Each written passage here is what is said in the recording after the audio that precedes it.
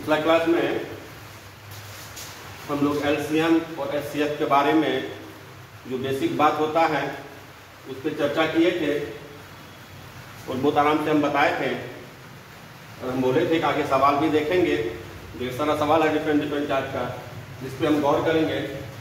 तो फिलहाल बोर्ड पे दो सवाल है, इस दोनों सवाल को देखिए, हम बताते हैं और फिर इसके बाद आगे भी सवाल देखेंगे। जैसे फर्स्ट सवाल है, इसको गौर कीजिए। 14/33, 42/55, 21/22 का मौसौ क्या होगा? मौसौ इक्वल टू व्हाट? मौसौ मतलब एचसीएफ। फिर 14/33, 42/55 एंड 21/22 इसका एचसीएफ क्या होगा? तो कैसे निकालेंगे? तो देखिए, जनरल नेचुरल नंबर में जो एलसीएम एचसीएफ होता है वो तो हम लोग बचपन में खूब पढ़ते हैं और सबको आता भी है, याद भी रहता है। फ्रैक्शन वाला भी हो सकता है पढ़े होंगे लेकिन लोग भूल जाता है, तो इसको थोड़ा सा ध्यान दीजिए। ये बचा वाला है, फ्रैक्शन में है, भिन्नात्मक है, कैसे निकालेंगे? इसका होता क्या है, इस पूरा सिस्टम का ये भिन्नात्मक है, फ्रैक्शन में है, तीन को अमाउंट है, तीनों का एचसीएफ लेंगे तो कैसे लेंगे?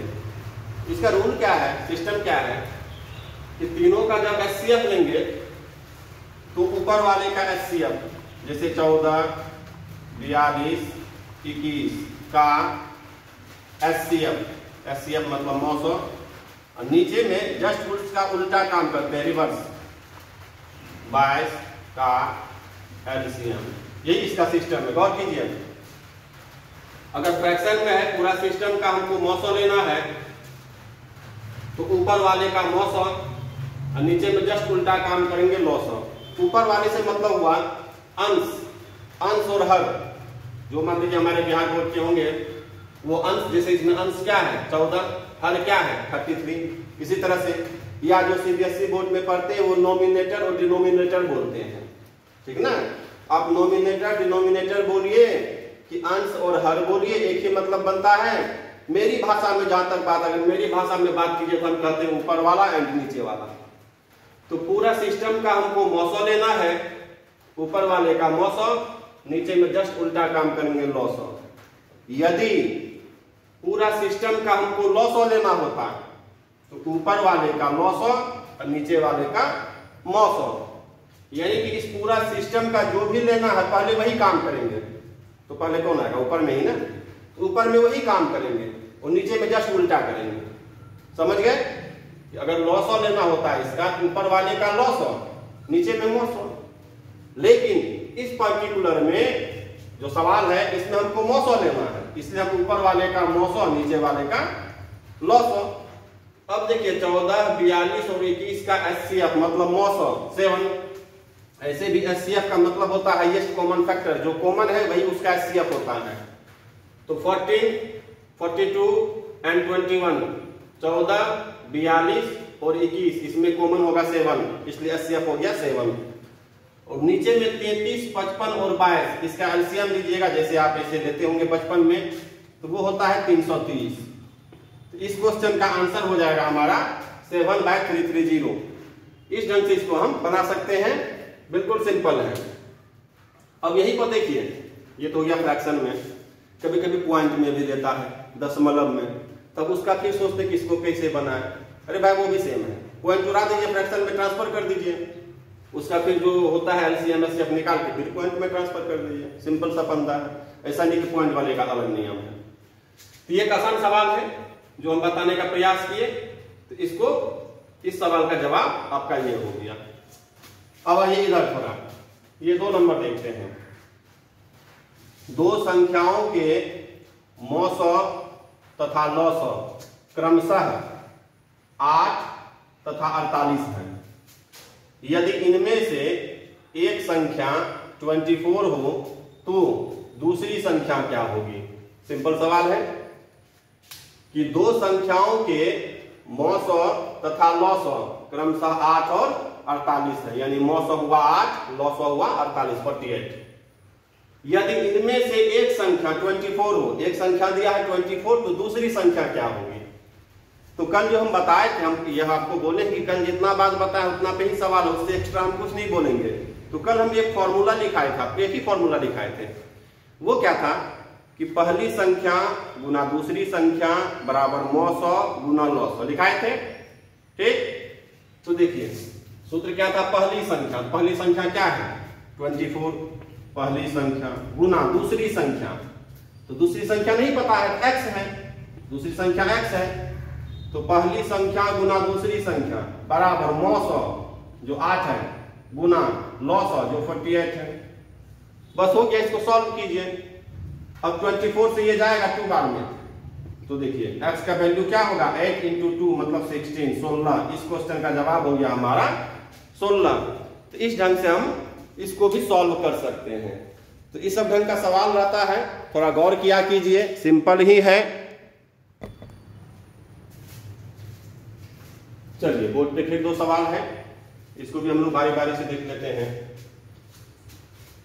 जैसे पहला पढ़ाइए, 2 संख्याओं, हमारा हमसे पढ़ रहे सुनिए, थोड़ा हो सकता है आपको मेरा लिखावट में प्रॉब्लम हो, तो हम पढ़ रहे हैं, गौर कीजिए। 2 संख्याओं का योग 36 है। क्या कह रहा है, 2 संख्याओं का योग, योग मतलब सम 36 है। ठीक, इनका 903 तथा 900 105 है।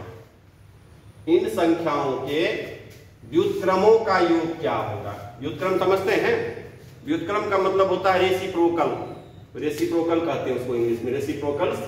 व्युत्क्रम हुआ यानी कि रिवर्स, जस्ट उल्टा, सीधा हुआ भाषा में बात कीजिए तो। जैसे 2/5 का व्युत्क्रम क्या होगा 5/2, 3/4 उसका रेसिप्रोकल क्या होगा 4/3, 2 का क्या होगा 1/2, 3 का क्या होगा 1/3। तो व्युत्क्रम का मतलब हुआ जस्ट उल्टा, रिवर्स कर सकते हैं।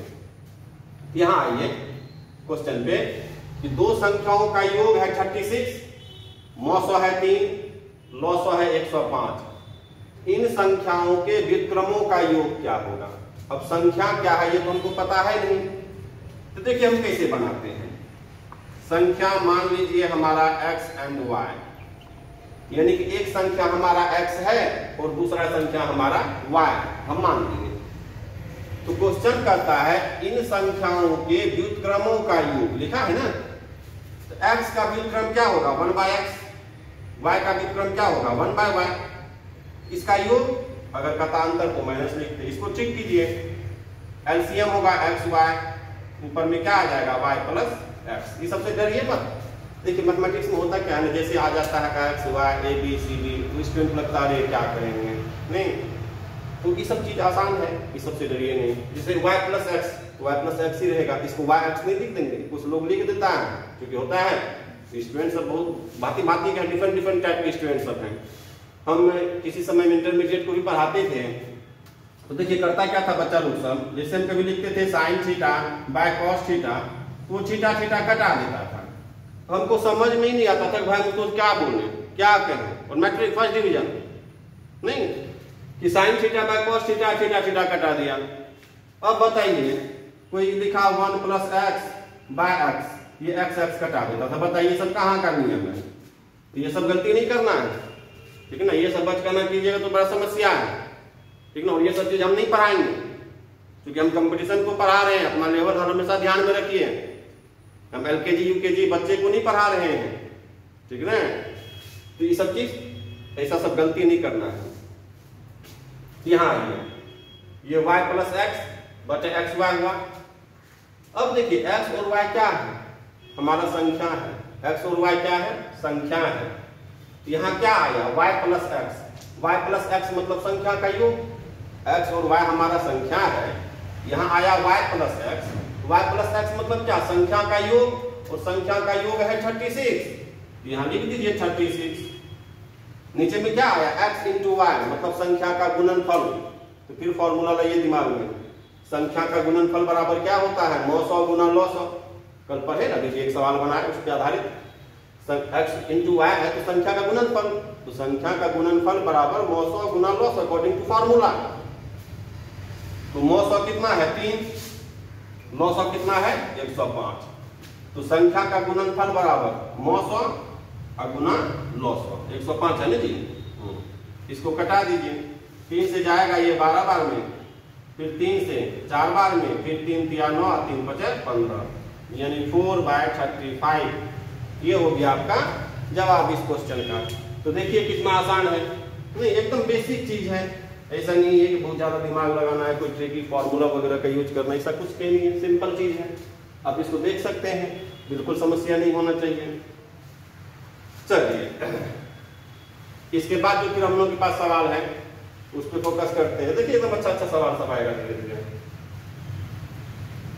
दो संख्याओं के, ये तो हो गया ना, ये क्लियर है, आगे आते हैं। दो संख्याओं के मौसौ तथा लौसौ का योग 680 है। देखिए दो संख्याओं के मौसौ तथा लौसौ का योग 680 है, सम। यहां तक ठीक।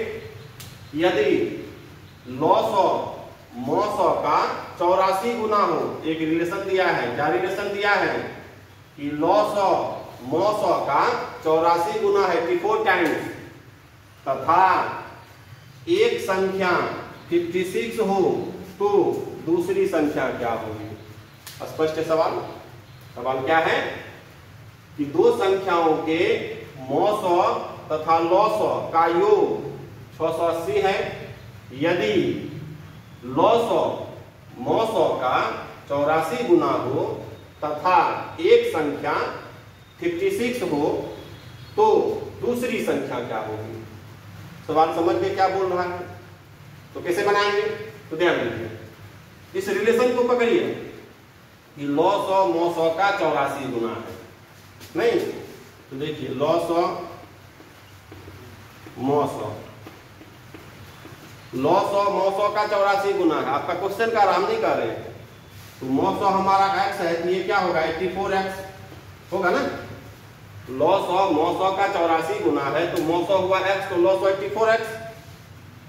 अब इस दोनों को अगर हम जोड़ेंगे, सम इसका लेंगे तो 84x और x तो 85x, लेकिन क्वेश्चन का था दोनों का सम क्या है 680, सम मतलब योग, दोनों का योग कितना है 680। अब यहाँ देखिए 17 से कटेगा, 17 × 85, 17 × 4 = 68, फिर 5 से 8 बार में, यानी कि x का वैल्यू क्या हो गया 8। x हमारा निकला 8, ये हमारा आंसर नहीं है, x का वैल्यू हुआ 8। अब देखिए अब क्या करेंगे, फिर वही इकलौता फॉर्मूला। क्या फॉर्मूला, जब भी एलसीएम एससीएफ में फॉर्मूला का बात आता है एक ही फॉर्मूला होता है, पहली संख्या गुना दूसरी संख्या बराबर मौसौ गुना लौसौ, इसके अलावा कोई फॉर्मूला ही नहीं है। तो क्या फॉर्मूला है, पहली संख्या क्या है 56 गुना दूसरी संख्या नहीं पता a है, मान लिए a, तो पहली संख्या गुना दूसरी संख्या बराबर मौसौ x का मतलब 8 गुना लौसौ क्या है 84x, मतलब 84 गुना 8, x के प्लेस पे वैल्यू निकाले देंगे उसका। अब कटाइए 8 से 7 बार में, 7 से ये जाएगा 12 बार में। अब देखिए a का वैल्यू क्या हो गया 12 गुना 8 96, हमारा आंसर हो गया 96।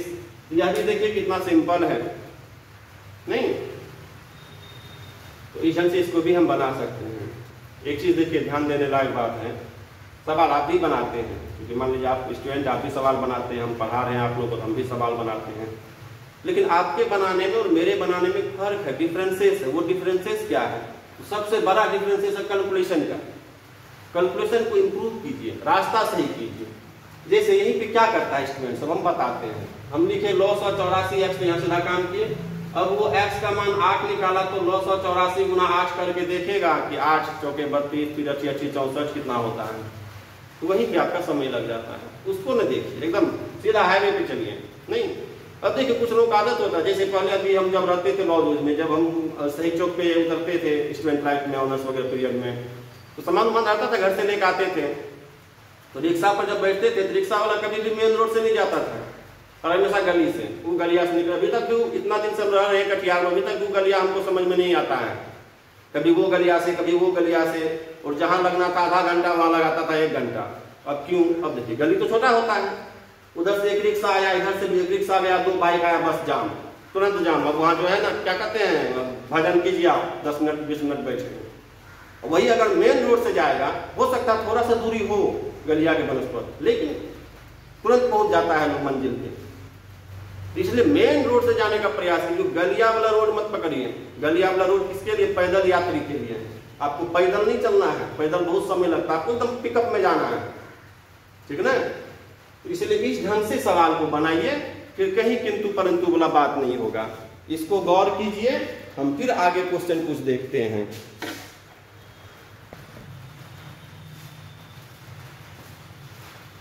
देखिए सर, आगे फिर सवाल है, ध्यान दीजिए। बहुत अच्छा सवाल सब है। दो संख्याओं के मौसौ तथा लौसौ क्रमशः 12 तथा 72 है।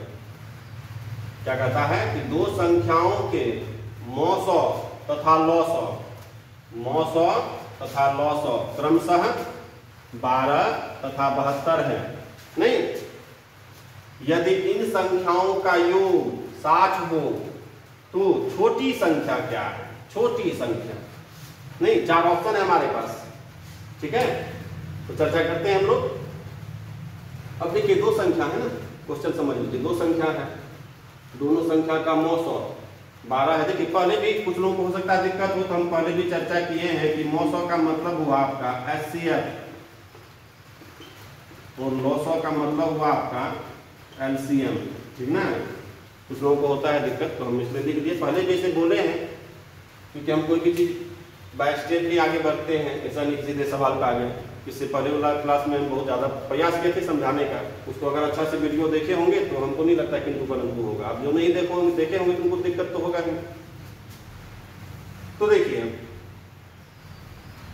मौसौ है 12, दो संख्या का मौसौ है 12, लौसौ है 72। अब दोनों संख्या का योग है 60, तो छोटी संख्या क्या होगी? योग पे फोकस कीजिए। अब देखिए, दो संख्या का योग है 60, तो छोटी संख्या या बड़ी संख्या जो भी रहे, 60 से तो छोटा ही होगा ना, 60 या उससे बड़ा तो नहीं हो सकता है, क्योंकि 60 या उससे बड़ा होगा तो फिर संख्या वगैरह जीरो माइनस वगैरह में जाएगा, सारा सिस्टम खराब हो जाएगा, माइनस वगैरह में कुछ भी नहीं है। तो दो संख्या का योग ही जब 60 है, तो कोई भी एक संख्या 60 या उससे कम में होगा। तो अगर इस बात को गौर कीजिएगा तो ये दो ऑप्शन गया, ये 60, ये 72, ये तो हमारा आंसर नहीं होगा। ध्यान दीजिए, तो 60 और 72 तो हमारा आंसर नहीं होगा। अब देखिए, तो आंसर होगा क्या? या तो 12 यानी तो 24। अब आप देखे होंगे टीवी पे कभी कभी देता है कौन बनेगा करोड़पति, उसमें एक चोराता है 50-50 वाला बात। तो वही 50-50 वाला बात हो गया। सी और डी में तो हम लोग कभी भी टिक नहीं मारेंगे। अब हमारा बच गया ए या बी, या तो हम ए में टिक मारेंगे या तो बी में टिक मारेंगे। ए या बी में किस में, उसमें भी कंफर्म हो जाएंगे। चलिए, थोड़ा देर के लिए मान लेते हैं ये ही आंसर है। थोड़ा देर के लिए ए के हिसाब से क्या है, एक संख्या अगर 12 है, दोनों का योग है 60, एक संख्या अगर 12 है तो दूसरा क्या होगा 48, तब ना योग 60 होगा। अब देखिए, एक संख्या हुआ 12 तो दूसरा 48, मिला के 60 होना चाहिए। अब 12 48 का मौसौ लीजिएगा तो 12 होगा, क्वेश्चन जो कर रहा है। लेकिन 12 48 का 972 होगा कभी क्या? 12 48 का 948 होता, नॉट 72। इसीलिए ये हमारा आंसर नहीं है। अब देखिए, ए बी में काउंटर था, ये हमारा आंसर नहीं है, तो क्या है आंसर? तो स्वाभाविक है बी है। नहीं तो बी में टिक मारेंगे, आगे निकल जाएंगे। कितना समय लगेगा? सेकंड में लगेगा। अब प्रश्न उठता है कि हम लोग एग्जामिनेशन हॉल में नहीं बैठे हैं, नहीं, हम लोग थोड़ा सा चर्चा कर रहे हैं। एग्जामिनेशन हॉल में तो नहीं बैठे हैं, हम लोग यहाँ सीख रहे हैं। तो चलो भाई, बी आंसर तो हो गया, ठीक है, लेकिन थोड़ा चर्चा करने का फिर कैसे थोड़ा सा और कंफर्म हो जाएंगे। तो बी में देखिए, बी के हिसाब से एक संख्या अगर 24 है ना, एक संख्या अगर 24 तो दूसरा क्या होगा 36, क्योंकि दोनों मिला के 60 होना है। अब 24 और 36 का अगर आप HCF लीजिएगा, इसका अगर HCF लीजिएगा तो 12 होगा, और LCM अगर लीजिएगा तो वह भी 72 होगा। जो क्वेश्चन भी कह रहा है, यह क्वेश्चन के पहलू को मान रहा है, मतलब क्वेश्चन के सारे बातों को मान रहा है, इसीलिए यही आंसर है, ये हमारा कंफर्म है। नहीं, क्योंकि ये आंसर का जो बात है उसको ये मान रहा है, इसीलिए हमारा आंसर है। इस ढंग से हम कह सकते हैं, इसमें कोई दिक्कत नहीं है। इस ढंग से इसको बोला जा सकता है। चलिए, अब देखिए, इसी मुताबिक सर बनाएंगे कैसे, होता है जब हम बैठ पढ़ाते सर बनाएंगे कैसे। अरे भाई आपकी बात बताइए, बनाएंगे, अभी हम बनाए नहीं क्या, हम क्वेश्चन बनाए कि नहीं बनाए, हम आपको क्या बोले कि बी नंबर आंसर है, ठीक मार लो, याद कर लीजिए कि बी नंबर आंसर है, तो बी नंबर क्यों आंसर है, उस क्यों का हम जवाब दिए, ठीक ना, तो क्यों का जवाब दिए, उस जवाब को पकड़िए। तो फिर आपको देख चुकी अच्छा क्रिकेटर वही कहलाता है जो हर एक बॉल को खेल सके। ऐसा नहीं स्पिनर आया तो मार दिए, फास्टर आया तो बस बैट लेके भाग गए पिच पर से, ऐसा नहीं होता है। अच्छा बल्लेबाज वही कहलाता है जो हर ढंग के बॉल को खेल सके। जब हम कंपटीशन का एग्जाम देते हैं तो सभी ढंग का क्वेश्चन रहता है, ऑब्जेक्टिव है, बहुत ऐसा क्वेश्चन मिलेगा कि क्वेश्चन पढ़िएगा और ऑप्शन पे नजर दीजिएगा तो हाँ इसका ए आंसर है, इसका बी आंसर है, वो चीज सीखना होगा ना। तो इसमें ऐसा नहीं कि कोई चीज याद करने वाला बात है कि क्वेश्चन में जो स्टेटमेंट दिया है उसके स्टेटमेंट को जो ऑप्शन फॉलो कर रहा वही हमारा आंसर है, साधारण सी बात है। अब देखिए हम लोग हिंदुस्तान में रहते हैं, हिंदुस्तान का जो भी नियम कानून है उस नियम कानून के तहत अगर हम रहते हैं, अगर जीते हैं तो ठीक है, अगर जो नियम है सिस्टम उसका अगेंस्ट जाएंगे तो फिर हमको पुलिस पकड़ेगा, जेल में डालेगा, सजा होगा, है कि नहीं। तो वही बात है कि क्वेश्चन का जो भी स्टेटमेंट है उसको जो ऑप्शन फॉलो कर रहा है वो हमारा आंसर है। इस सब चीज को भी ध्यान में रखा कीजिए। ये हमारा जवाब हो गया। अब आइए दूसरा क्वेश्चन पे, ये क्लियर है, इस पे आइए। दो संख्याओं का लॉस 120 है, ठीक, दो संख्याओं का लॉस 120 है। निम्न में से कौन सी संख्या इन संख्याओं का मौसौ नहीं हो सकती, गौर कीजिएगा। कहता है दो संख्याओं का लॉस 120 है, ये क्वेश्चन पूछता है कभी कभी, और डिफरेंट सारा एग्जाम में, ऐसा नहीं कि बैंक में ही ऐसा किसी भी एग्जाम में पूछ देता है कि दो संख्याओं का लॉस 120 है, तो निम्न में से कौन सी संख्या इन संख्याओं का मौसौ नहीं हो सकती। तो यदि आप गौर कीजिएगा तो पिछला क्लास जब हम किए थे एलसीएम एचसीएफ का, तो एक लाइन हम आपको नोट में लिखाए थे, समझाए भी थे, लिखाए भी थे। क्या लिखाए थे कि दो या अधिक संख्याओं का लॉस उनके मौसौ से पूर्णतः विभक्त होता है, ये बात हम लिखाए थे, देख लीजिएगा जो नहीं देखे हैं। तो दो संख्याओं का लॉस 120 है, तो मौसौ कौन नहीं होगा, तो वही नहीं होगा जिससे 120 में भागा नहीं लगेगा। तो किस बात पे चर्चा हुआ है, नहीं। तो चार जो ऑप्शन है, ऐसा कौन सा ऑप्शन है जिससे 120 में पूरा कोई भागा नहीं लगेगा। 8 से लग जाएगा, 12 से भी लग जाएगा, 24 से भी लग जाएगा, 35 से 120 में भागा नहीं लगता है। इसीलिए इस क्वेश्चन के लिए हमारा आंसर होगा 35, 35, ठीक, ये भी हो गया। तो इसी ढंग से आगे और सब सवाल है, हम लोग आगे और सब सवाल भी बनाएंगे। आज के लिए बस इतना ही रहने दीजिए, फिर आगे देखेंगे। बस यही बोलेंगे कि आप लोग वीडियो देखते हैं तो वीडियो देखिए, अच्छा से समझिए, और घर में, अभी तो घर में ही है, लॉकडाउन चल रहा है, तो जो भी राइटर का बुक हम बार बार कहते हैं उसको बनाइए, क्योंकि बनाइएगा ना थोड़ा और ज्यादा अच्छा से समझिएगा, और नहीं बनाइएगा तो फिर परेशानी होता है, ठीक ना। क्योंकि मैथमेटिक्स है, बैठना पड़ता, हम आपको थोड़ा सा मदद कर रहे हैं, बता रहे हैं, जहां तक हमको समझ में आता हम बता रहे हैं, और आप भी थोड़ा घर में पढ़िएगा तो बेटर रहेगा, ठीक है। धन्यवाद, रखते हैं आज यहीं तक।